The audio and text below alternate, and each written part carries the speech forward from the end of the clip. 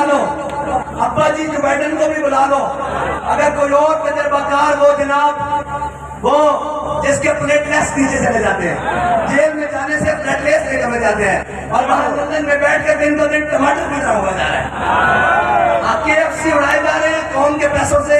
और जहाँ इनका जनाब तबीयत खराब हो जाती है फौरन जेल में जाते साथ प्लेटलेट्स जमीन के साथ लग गए। और क्या तमाशा बनाया हुआ है, क्या जनाब ये ड्रामा लगाया हुआ है, जिसके प्लेटलेट्स गिर जाते हैं उसको भी बुला लो, इमरान को भी मिला लो, तुम सारे इकट्ठे बैठ जाओ, सारा मुल्क तुम्हारे हवाले। करना नहीं है, करना नहीं है इंशाअल्लाह। एक वजारत हमारे हवाले कर दो, एक वजारत हमारा, जो तुम्हारा दिल करे, जो खसारे में है, PIA, रेलवे, कोई जो तुम्हारा दिल करे वो हमारे हवाले कर दो। 1 साल बाद अगर उसका दुनिया में पहला नंबर ना हुआ तो हमारा नाम बदल।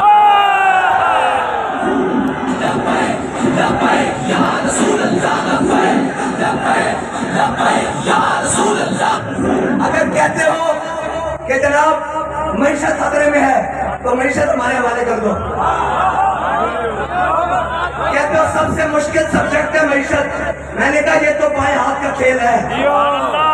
हाँ, हजरत फारूक आजम ने कहा था कि जब कौम का अमीन और कौम का सरदार दयानतदार हो ना तो कौम की रियाया पर तैनात नहीं हुआ करती। हमेशा परनालों से पानी नीचे साफ उतरते हैं तो नीचे साफ होता है, ऊपर से गंदा पानी हो तो नीचे भी गंदी निकलता है। हाँ, जब ऊपर इमरान खान हो तो नीचे फराक गोभी होती है। हाँ जी, और ऊपर जनाब नवाज शरीफ हो तो नीचे हसन फवाद और जनाब आज चीमा होते हैं।